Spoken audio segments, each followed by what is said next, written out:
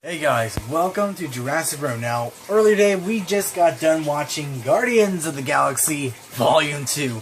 And I've got to say, I'm going to take off the hat in a minute probably, because this is a DC hat, a Marvel video, and because y'all, it shades my face.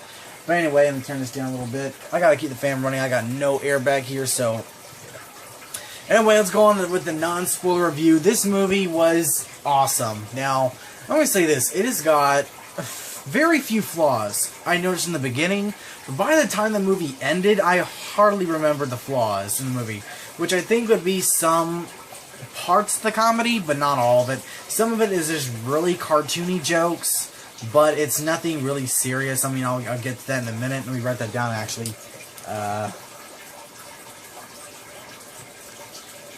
Alright.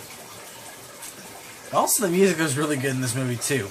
The characters were great. Star-Lord was funny and had a lot of character doing this time around than Guardians 1. And this whole family dynamic with Ego, which we'll get to in a little bit. Gamora's really cool with her family dynamic with Nebula. It's like everyone had something to do with someone in this movie. And I'll get that the spoiler review. The teasers were pretty awesome too. There was 5 teasers, like they said. My mom was actually mad at me that I was trying to sit there and listen to them. Oh my gosh, Baby Groot was awesome. Drax was kind of a disappointing character in this movie, I'd have to say, because I heard that. I'm personally a really big Drax fan, but I have to agree with some of what other people have said from what I've heard. He is kind of dulled down in this movie, but he's still an enjoyable character. And I'll get to the jokes part, mainly with him in a minute. But, let's see, Rocket was really funny. And he had his own little emotional turmoil as well. And he had one of the best scenes in the movie, to me. The funniest and probably most action-packed scene to me. There's also a really funny joke regarding him and Star-Lord. Let's see, Yondu is actually a really enjoyable character. I just have to say, he's probably my favorite character in this movie, is Yondu. And of course, Sylvester Stallone. I forget his character's name. He's part of the Ravagers. His character was one of the original Guardians of the Galaxy, like back in the day, like in the, I think, 70s comics. And I'll say this, Howard the Duck makes an appearance in this movie, as a cameo, of course, but he's still in there. I enjoy his cameos in both Guardians 1 and 2 far more than that movie that I watched when I was like 8 years old. Oh my gosh. That was like one of the first movies I remember ever hating. I'm trying to think of enough for this non-spoiler review, but I want to get right to that spoilery stuff, you know what I mean? So I'm going to go through this. The design and the, the graphics of the movie is really cool, really awesome. That beginning sequence really comes to me when I think of the graphics and design. Also with the, I keep on wanting to call them the Society. I can't remember the name of those, that race. Damn, I can't remember their names, but their design with the gold, their skin and their clothing, all that is really interesting. Hold on a second. The Sovereign, that's their name. And now I'll get to their characters and just a minute. Actually, let me write that down.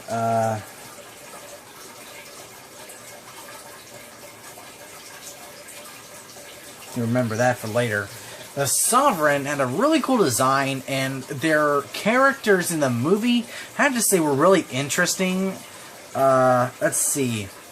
I'm just going to say this, a lot of people died in this movie. Not just Ravagers, but people as well, and just all that. But I'm not going to say who or what. Ego, I'll say this. Ego could be, to me, he's not as great as Loki, but I think he could easily be the best villain in the MCU as of now. Since Loki. I mean... Really, you get the feeling, I never really followed the whole plot of this movie. I literally did not know any of it. I thought there was going to be like another villain, and that Ego kind of might have come on top more as being a friend of you know, become the father for Peter again, and, you know, be, you know, father and son. But wasn't that he really became a gruesome villain in this movie to me. That's all going into depth right now about that. As well, let's see, I'm trying to... And overall, the design for Ego and the planet and his whole backstory was really cool. It was really different. It's like, you know, this is kind of the story that you would ever follow in a story if you were writing something like this, but you just don't know how, you know, it comes across in a movie, and it really came across very interesting, and I was able to follow it really well. I'm rambling on right now. But the movie also has... I gotta take this off in just a minute because I got to delete some videos. There's a lot of family dynamic in this movie. And, you know, it's got a lot of family feels. As of the comedy, it's got some really dry jokes in here at points. It really does. Just dry, almost unfunny. Now, but there are some really hilarious humdingers in this movie that I wanted to break out laughing so bad, but, you know, in the theater, I couldn't. Okay, I'm going to log out right now for just a second.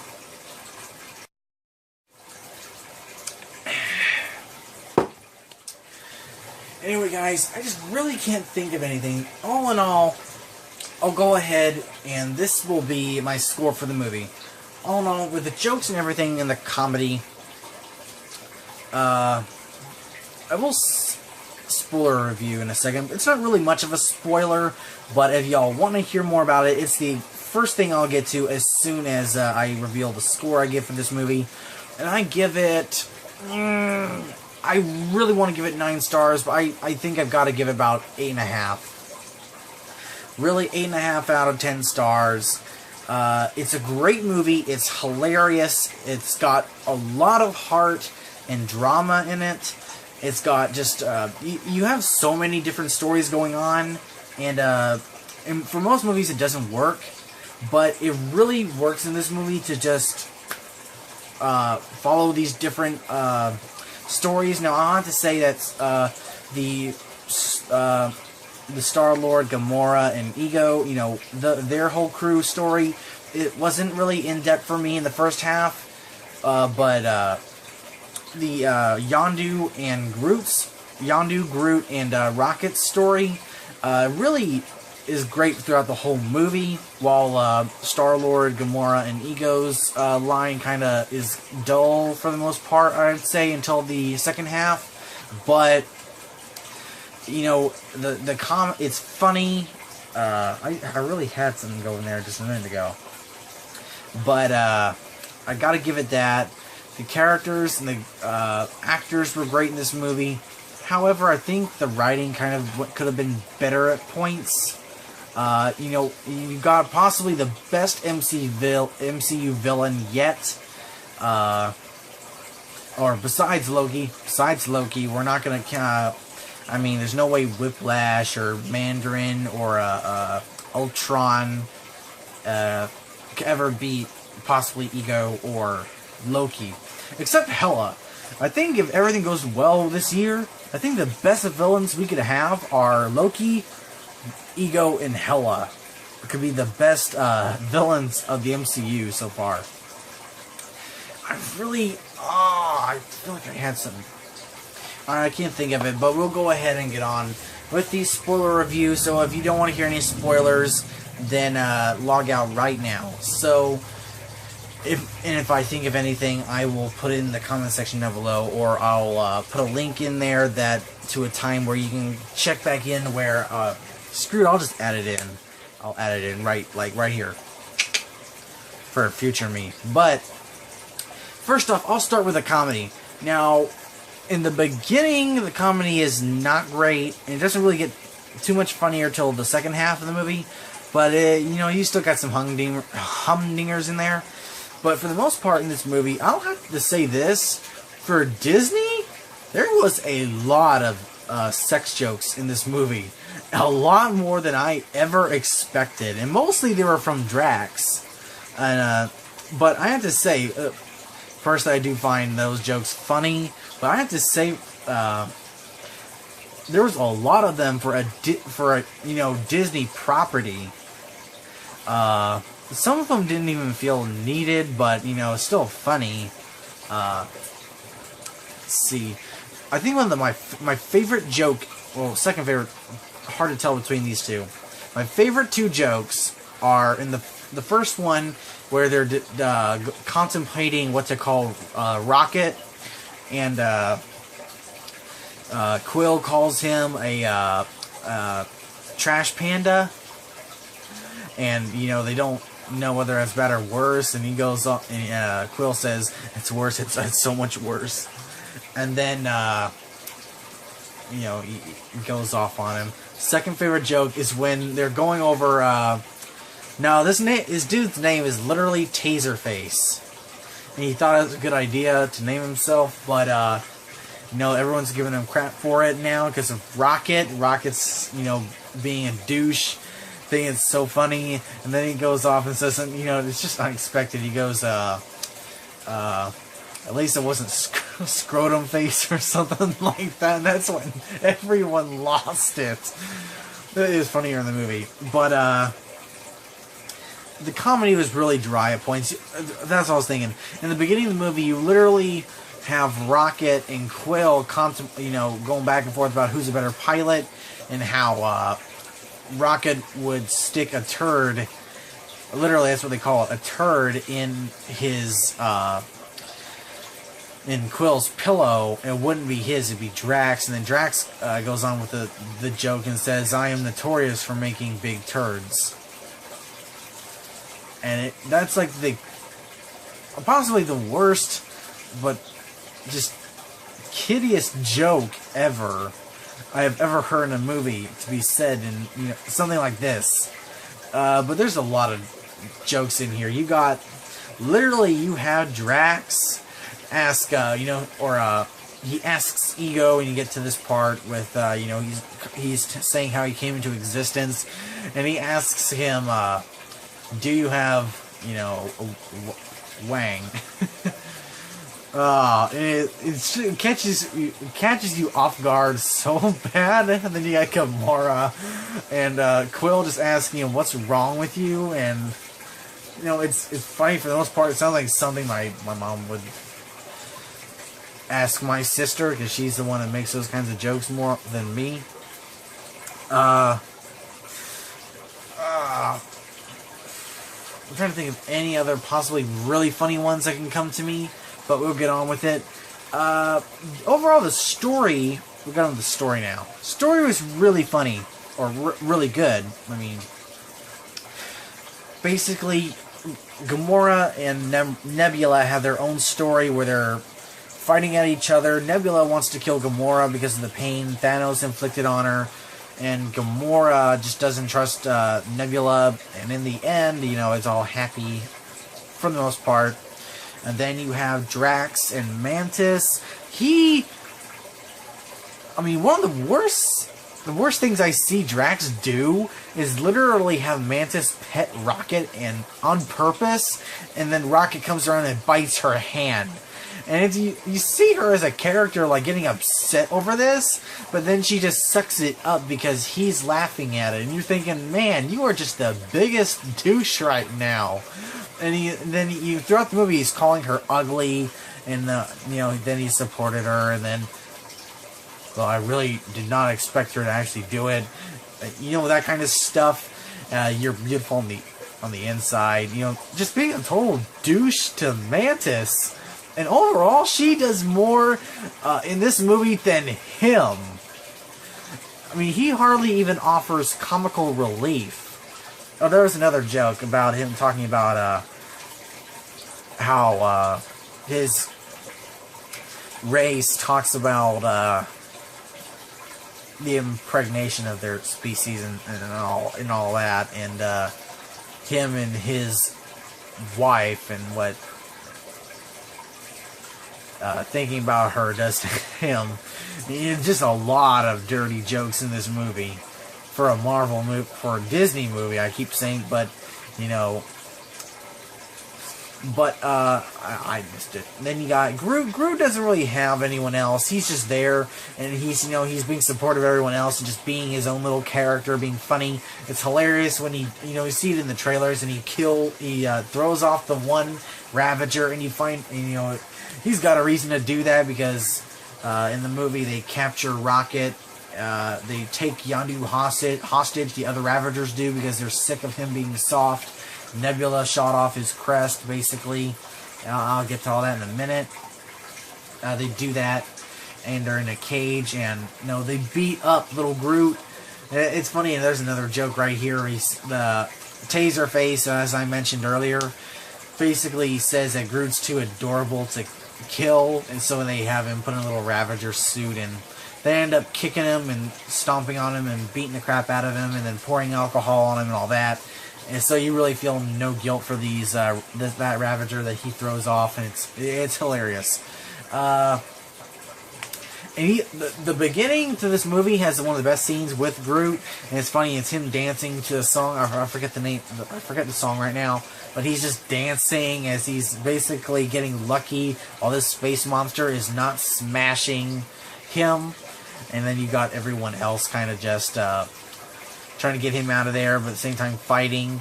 And you got like a callback to that after credits scene in the original Guardians of the Galaxy where Drax looks over at Groot and he stays still. And the same thing kind of happens in this one. And then you have Gamora, and she is waving hi to him because he's waving. It's just funny. A lot that I want to talk about, but I shouldn't. Another scene with Taserface, when Taserface dies later on, because when they escape in Yondu, because Yondu, they break out, and he uses the arrow to kill all the bad Ravagers, because earlier in the movie, the bad Ravagers slaughter all the Ravagers that were behind Yondu, except for one, and he gets... I'll explain in the teasers part. But basically, what was I talking about? No! I forgot completely where I was at, and I'm disappointed in myself. I'm trying to think of any other jokes worth mentioning, or the dynamic. Was that Baby Groot? I forget. Okay, I think I've got it.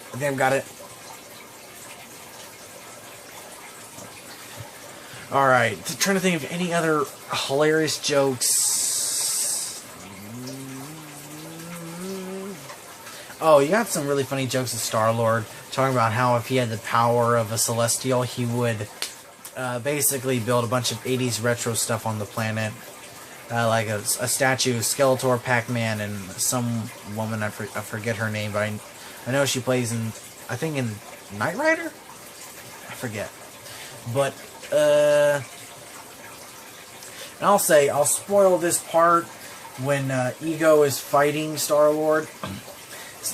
Ego transforms into a giant rock monster, and, they're fighting each other, and then all of a sudden, there's a lot of Pac-Man jokes in here, but Quill becomes a giant rock Pac-Man, and the sound is, the wah, wah, wah, wah, the sound is going off.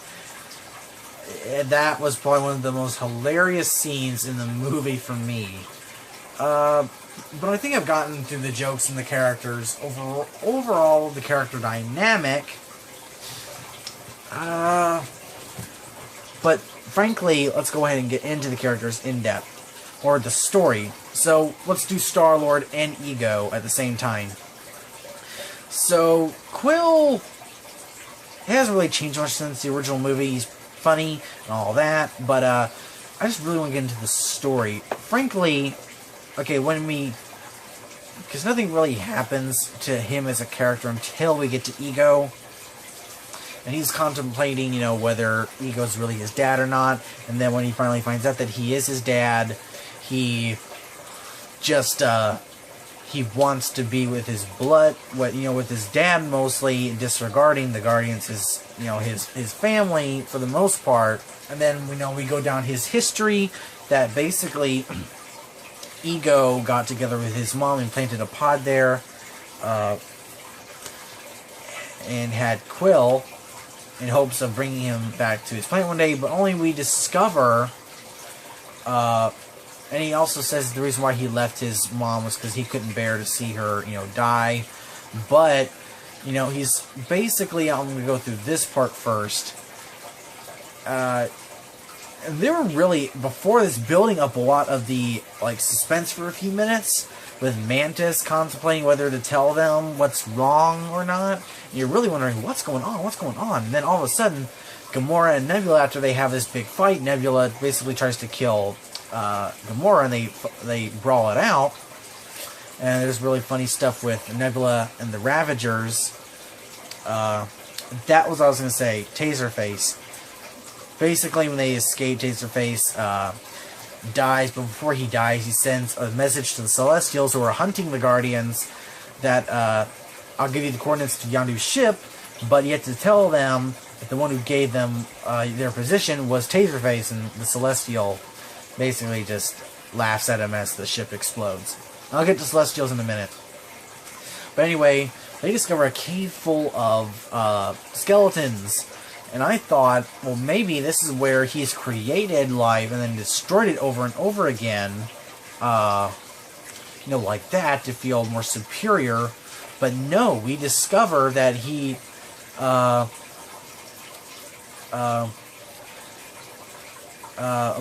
trying to figure out how to explain this. Hold on.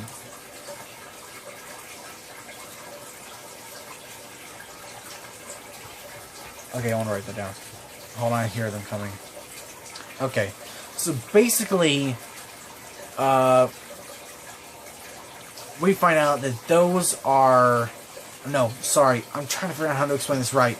But basically, he goes about how much he loved his wife, Meredith, or not Meredith, was it Meredith? I can't remember her name.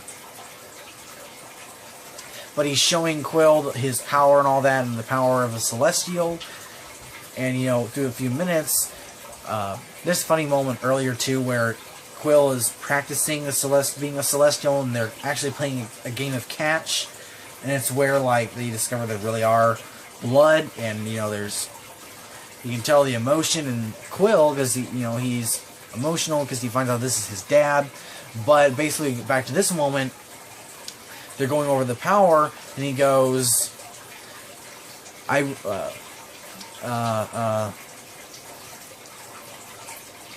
just sorry I had to put that tumor in her head.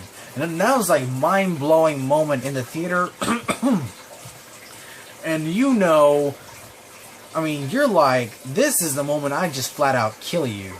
And you kind of get that feeling, and then you see Quill, his eyes were dark, looking at the powers of the Celestial, and all of a sudden, clear up back to his normal eyes. What? And he goes on to explain why he did it, because, that is a factor in this movie, is why Ego is such a good villain, is because he seems like he cares about stuff like Quill and Quill's mom, but really, nothing matters to him more than his ego.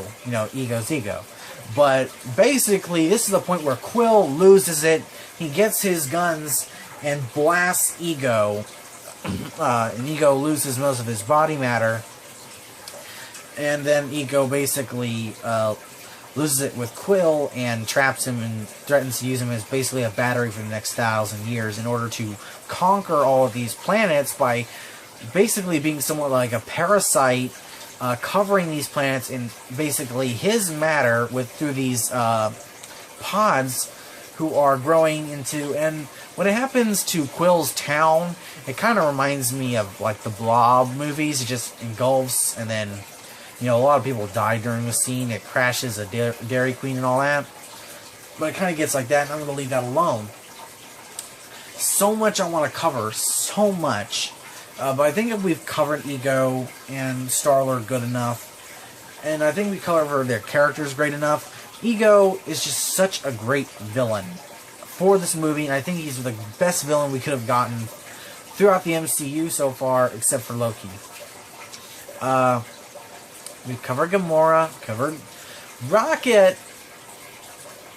Is not a very complex character. He's basically, he just wants to be a tough guy by being a douche, but he really cares about a lot of things, but he doesn't want people to know about it,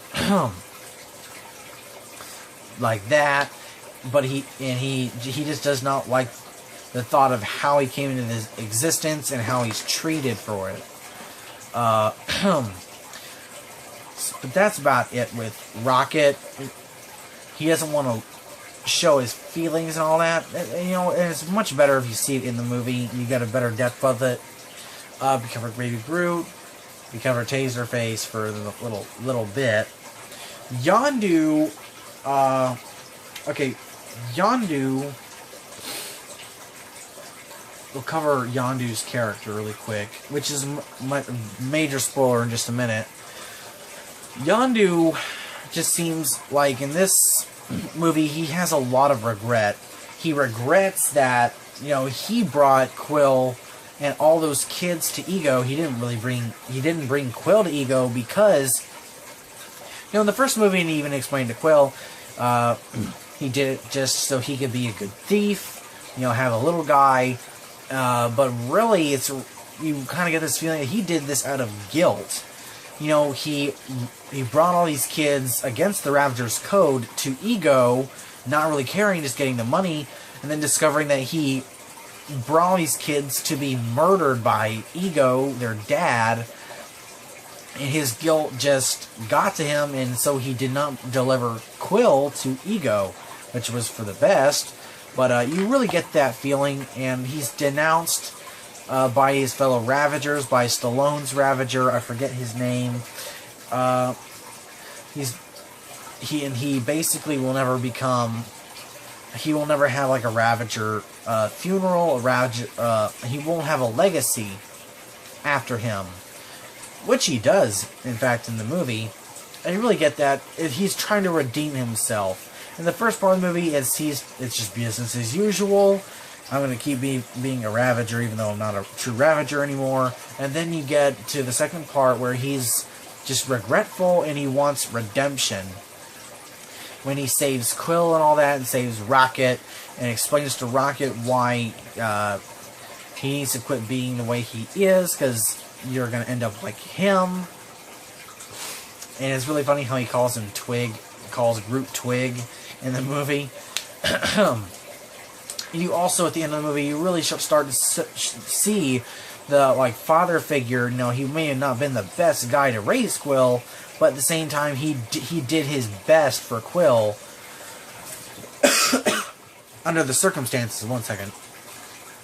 And it finally gets to the last part where, in his final act of redemption, after having a really awesome fight, where you got all the Guardians, you got Yondu, Star-Lord, Mantis, Gamora, Rocket, Groot, and Drax. I think I've covered everyone. You got all of them fighting against Celestials who have come for them, along with Ego's roots, I'm going to say. And all in all, the CGI for Ego as well. I mean, you got a lot of internal stuff, and him appearing as a face and all that, and then vines and different stuff fighting them. And you only get one look at his true face, like comic accurate face, for just a few seconds when you're in the Ravager ship during the movie. But with Yondu, sorry, I traveled off from there for a bit. He basically, everyone else gets out of there. Drax saves Mantis after she had kept Ego asleep for a little while. Nebula and Gamora were able to escape, and then Rocket and Groot escaped, but because Yondu wanted to, they left. Rocket and Groot left Yondu there to help Quill, and Quill at this moment has basically is using the celestial power on Ego against himself,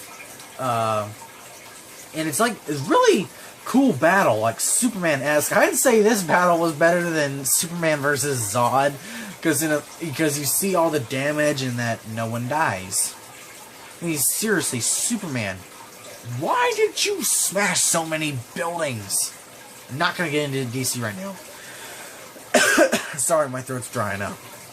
But anyway, after finally Quill destroys Ego, And by the way, in this moment where Ego comes back to fight Quill, and he reforms himself, in a way, it kind of reminded me of Brainiac for some reason. That look, you know, as the flesh and the bone and everything is coming back to him. Man, I have to say, this made him such a scary and dramatic villain.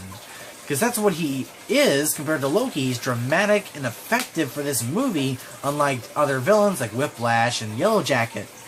He's just such a great villain. But after that, and after the whole Pac-Man giant thing, Yondu saves Quill. There's also a funnier joke earlier where they survived the crash, and Quill calls Yondu Mary Poppins, and Yondu thinks Mary Poppins is a dude, and just goes along with it, and it's pretty funny. And basically, Yondu puts a suit over Quill with the rocket launcher and takes him into space to be rescued. Where you get this, where Yondu basically explains to Quill, you know, I may not have been the best guy, but I think I did a good job. And this is where it kind of gets sad, because I really did get the feel for Yondu in this movie. And that's where Yondu basically dies and saves Quill. And then you go straight to the ship, and they basically send Yondu off, to be basically kind of like a cremation through the turbines. You know, everyone's mourning, and Groot says, Alan Groot. And Rocket Translate is, yes, he did call you a twig. And, you know, Quill's going through this whole thing like how Yondu was like David Hasselhoff, and he always wanted David Hasselhoff to be his dad, but Yondu was basically the best thing, as just as good as having David Hasselhoff as a dad, and better than his real dad.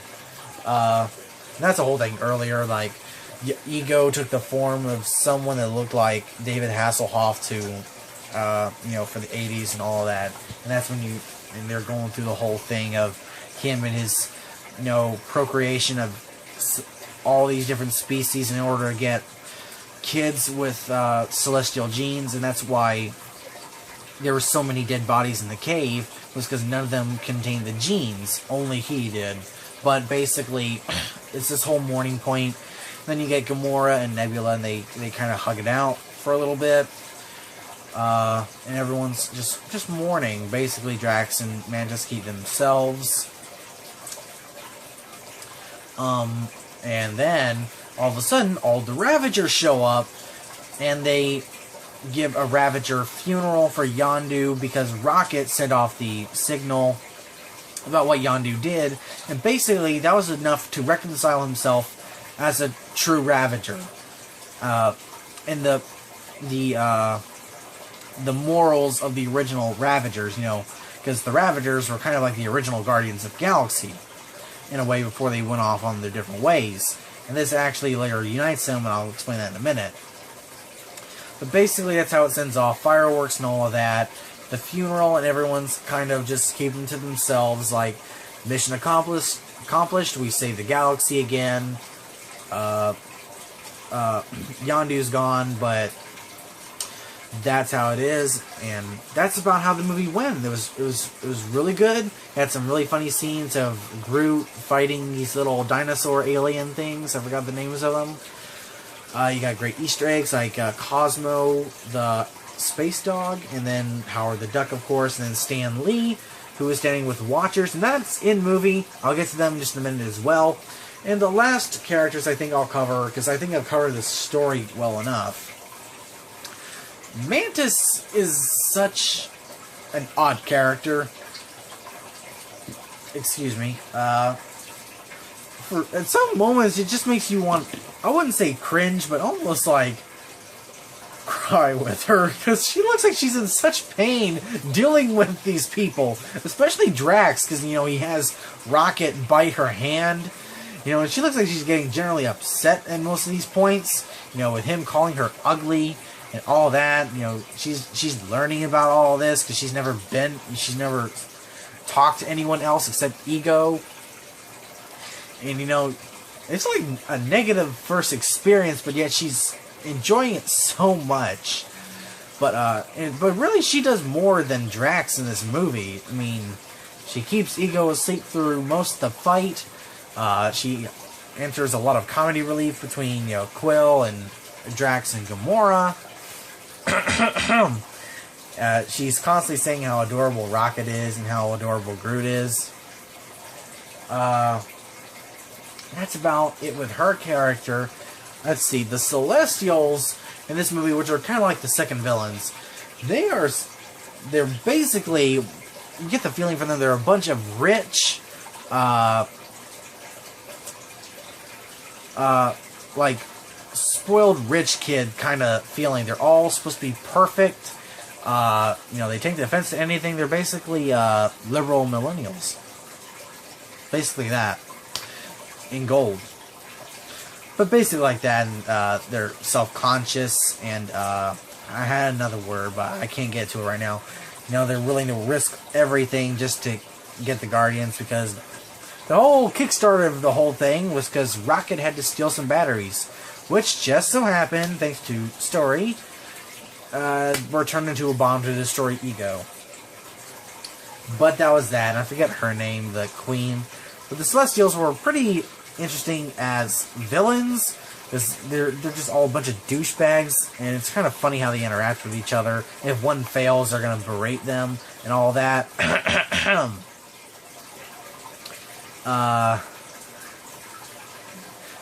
It was just really funny to me with them, and they got a great after credit scene as well.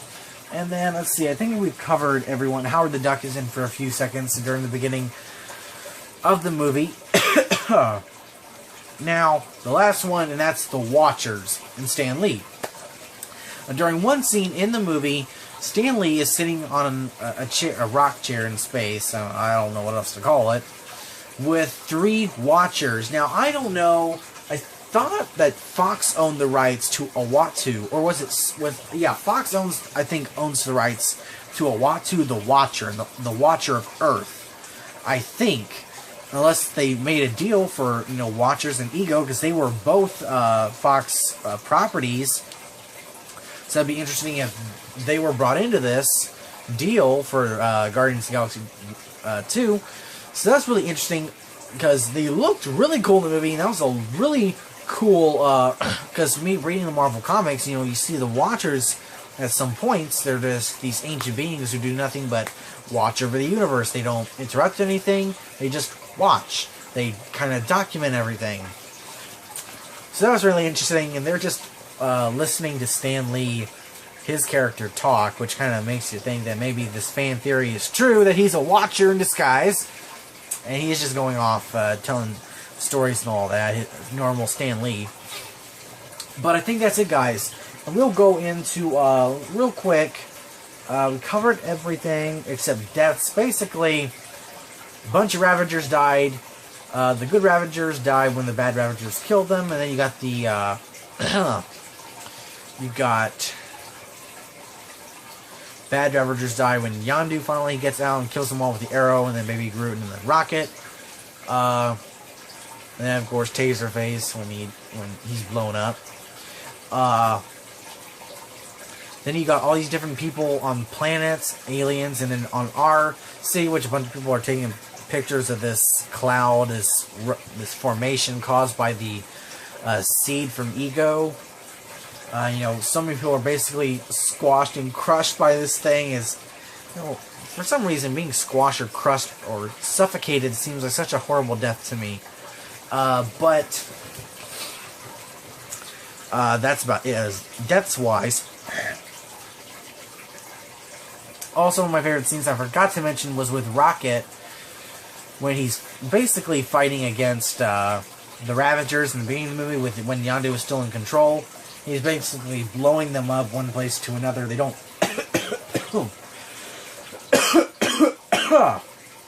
Excuse me. My throat's really dry.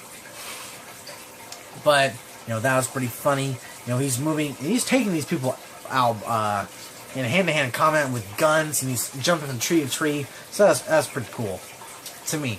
Logged out for a second there. Got 9 minutes left. I won't be able to do any more videos tonight, but I gotta do some more reactions. Just got some stuff for Injustice and all that. But we'll cover one last thing.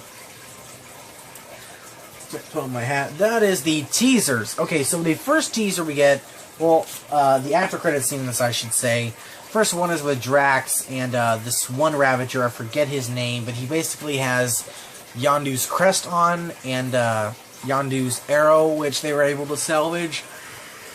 And basically he's toying around with it, whistling, trying to get it under control, and all of a sudden it flings around a corner and hits Drax in the chest, and Drax is just screaming in pain as this guy creeps away. It's just a comedic scene. Number 2 is with Sylvester Stallone and the other Ravagers who are coming together now because of Yondu's death. And I forget their names in the comics, but I know that they were actually some of the original members of the Guardians of the Galaxy. And/or came up later in the comics. But basically, it seems like a tease that they could become like their own kind of section of the Guardians of the Galaxy in future movies, which would be really awesome to see. Number 3 is one with the Celestials and the Queen, where basically she's going to be called upon for her failure of, losing basically their entire fleet and all that, and her failure, because these beings are supposed to be perfect. But basically, she says that I have created the next line in our evolution, and it is going to truly be perfect, and he will be able to destroy the Guardians for all of us. And she says that it's his name. She thinks she'll call him Adam, and that is basically a tease to Adam Warlock. Now, I haven't really read much of his character, but he is a very powerful character, and he is the enemy of Thanos. So we can maybe see him come up soon in Infinity War, possibly, to help, even though he's there to destroy the Guardians, maybe team up and help fight Thanos for a short period of time. So that's really cool. We will get to see Adam Warlock in here. And the 4th one is with Groot, basically a teenage Groot. And Star-Lord is basically berating, badgering Groot about, a teenage Groot, really, about, his vines and making a mess. And Groot's just playing a game, being disrespectful. You expect a full-on conversation, but all he's saying is, I am Groot. I am Groot. Just like that. I hear them moving around in there. They better not come in here. That's about it. And that's just another comedic scene. And then the fifth after credit scene is with Stan Lee again and the Watchers. And basically they get sick of hearing the stories and they walk off without saying anything. And that's basically about, we just are revisiting the Watchers again. But I really hope we get to see the Watchers again soon. I hope they do have the rights back for Vol.2 and bring him into maybe Infinity War or something like that. But anyway, guys, that's it for Guardians of the Galaxy Volume 2. Hope you all enjoy this video because it's a really long video. But I really enjoyed this movie. It was hilarious. Just some of the stuff was dry and,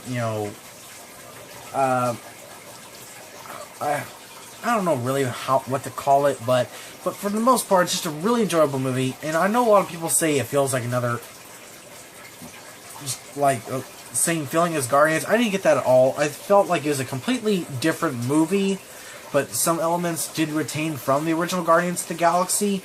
But other than that, I had a blast watching it.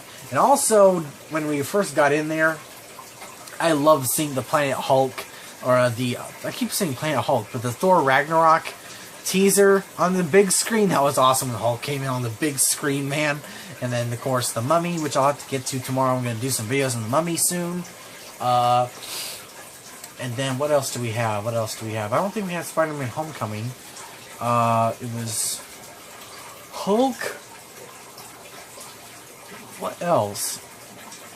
There's something else. I forget what it was, though.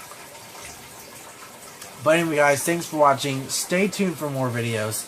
Let's hit that 300 subscriber mark, or 400 subscriber mark, sorry. And next week, we're going to go try and see Alien Covenant. I cannot wait for that. That's going to be so awesome. I can't wait for Alien Covenant. But anyway, guys, thanks for watching. Check out the movie for yourself. It's a blast. I can't wait to get it on DVD and watch it again. But anyway, thanks, guys.